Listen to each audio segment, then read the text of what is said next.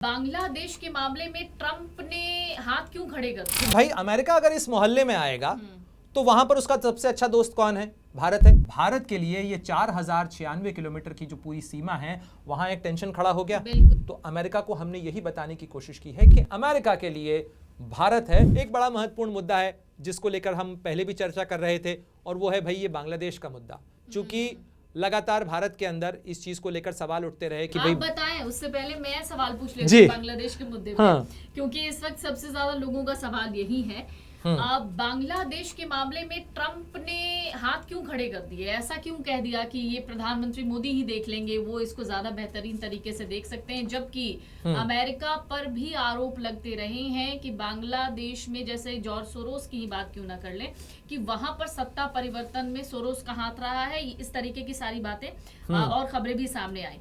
बावजूद इसके ट्रंप ने साफ अपने हाथ खड़े कर दिए और कह दिया हमारा इससे। अच्छा पल्लवी, एक चीज बताइए कि मान लीजिए कि मैं आपके घर के आसपास के मोहल्ले में आता हूं और किसी ऐसे व्यक्ति से जिससे आज के साथ आपके संबंध अच्छे नहीं हैं, उस व्यक्ति से मैं आपको बिना बताए उससे मैं कोई सौदा कर लेता हूं और आपको ये बात पता चलती है और आप और हम मित्र हैं, तो आपको क्या लगेगा? बुरा लगेगा। बुरा लगेगा। जाहिर तौर पर एक अच्छा मित्र क्या करता है कि भाई अमेरिका अगर इस मोहल्ले में आएगा तो वहां पर उसका सबसे अच्छा दोस्त कौन है? भारत है। और अगर हम ये कह रहे हैं कि यहां पर आप जिसे बढ़ाने की कोशिश कर रहे हैं वो हमारे लिए परेशानी बन रहा है, तो कम से कम आप हमारी बात को तवज्जो तो दें, आप हमारी बात सुने तो सही, आप हमारी बात जाने तो सही। क्योंकि 5 अगस्त 2024 को उसमें भारत के लिए ये 4096 किलोमीटर की जो पूरी सीमा है वहां एक टेंशन खड़ा हो गया। बिल्कुल। बांग्लादेश के अंदर अस्थिरता हो गई, वहां अभी भी चुनी हुई सरकार नहीं है, एक डिस्टेबलाइज बांग्लादेश हमारे पास है जो कि रेडिकलाइज भी हो रहा है, और ये भारत के लिए चिंता है। तो अमेरिका को हमने यही बताने की कोशिश की है कि आपके यहाँ पे आपके इंटरवेंशन से, क्योंकि हम तो यही मान रहे हैं, हालांकि डोनाल्ड ट्रंप ने यह भी कह दिया कि अमेरिकन डीप स्टेट की मुझे कोई भूमिका नहीं लगती कि बांग्लादेश के अंदर अमेरिकन डीप स्टेट की कोई भूमिका है, लेकिन फिर भी उसको उस वाक्य को खत्म करते ही उन्होंने कहा कि वैसे भी बांग्लादेश में प्रधानमंत्री पर छोड़ता हूं। ये बहुत बड़ा स्टेटमेंट है, बड़ा स्टेटमेंट है ये इस पूरी रीजनल पॉलिटिक्स के लिए। ये श्रीलंका को भी इंपैक्ट करता है, ये नेपाल को भी इंपैक्ट करता है, ये बांग्लादेश को भी इंपैक्ट करता है, ये काफी हद तक पाकिस्तान को भी इंपैक्ट करता है।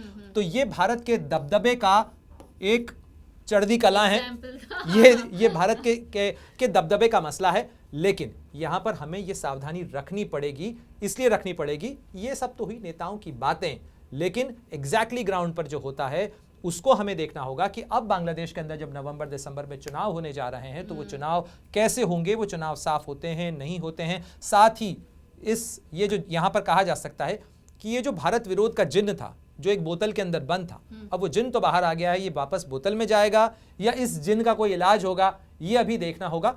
जिन्न से तात्पर्य केवल यह है बांग्लादेश के लोग नहीं, लेकिन बांग्लादेश में एक तबका है जो कि अपने फायदे के लिए हेट इंडिया कैंपेन जो है या इंडिया आउट कैंपेन जो है वो राजनीतिक मंशा के लिए चला रहा था। और इनमें से बहुत सारे लोग हैं जो कि किसी राजनीतिक प्रक्रिया से नहीं आए हैं, बल्कि उनके पीछे कुछ ताकतें हैं, कुछ लोग हैं जो उन्हें हो सकता है उकसाया हो, चढ़ाया हो, और वो ये कैंपेन चला रहे हो। ये एक बड़ा मैसेज है साउथ एशिया के लिए, साथ ही इस पूरे रीजन के लिए कि अमेरिका के लिए भारत है। अगर उस मोहल्ले में हमें आना होगा तो सबसे पहले हम भारत को फोन करेंगे, पहले बताएंगे फिर जाएंगे। बिल्कुल। तो बांग्लादेश के लिए वाकई मुझे लगता है कि अब यूनुस को भी सोचना पड़ जाएगा इस पर, पूरे मसले पर, कि अब उन्हें करना क्या है, क्योंकि वो जिस तरीके से लगा। हाँ, यूनुस की कमजोर नस हो सकती है। हाँ, ये बिल्कुल कमजोर नस हो सकती है, क्योंकि लगातार वो आंखें दिखाते रहे। भारत का क्या आगे, जब ट्रंप से मिलकर मोदी आते हैं तो उसके बाद उनका क्या कॉल होता है बांग्लादेश पर? बांग्लादेश की तरफ से किसी तरीके की कोई इनिशिएट लिया जाता है या नहीं भारत से बात करने को लेकर, या फिर वहां जो प्रोटेस्ट चल रहा है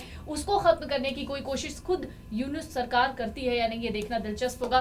प्रणय, तो मुझे लगता है लोगों को जो समझना था कि आखिरकार प्रधानमंत्री मोदी और ट्रंप की मीटिंग का जो लब्बो लुआब था वो क्या था, जिससे हमको क्या फायदा होने वाला, वो हम कुछ हद तक समझ चुके हैं। कुछ और भी जानना चाहते हैं तो जरूर आप सवाल पूछे, प्रणय आपके सभी सवालों का जवाब उसी कमेंट बॉक्स में देंगे। लेकिन सवाल लिखिएगा जरूर, हम कोशिश करेंगे कि आपके सवालों पर 1-2 और महत्वपूर्ण वीडियो बना ही डालें। अमर उजाला जीवांजलि के सारथी की मदद लें और महाकुंभ में स्नान जरूर करें।